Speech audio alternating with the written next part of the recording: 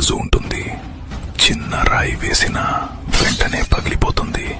కానీ ఇంకో గాజు ఉంటుంది, దానిపై బుల్లెట్ వదిలినా పగలదు. ఎందుకో తెలుసా? అది బలంగా అవడం కోసం వేడి చేస్తారు, మళ్ళీ చల్లబెడతారు.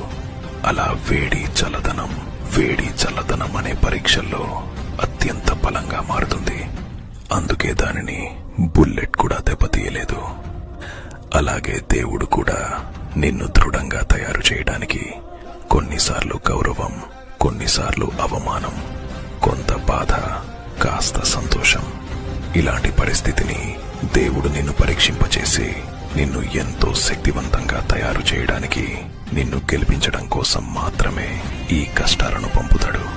వాటన్నిటినీ నువ్వు తట్టుకుని నిలబడినప్పుడే నీకు ఓటమి తల వంచుతుంది, గెలుపు స్వాగతం పలుకుతుంది.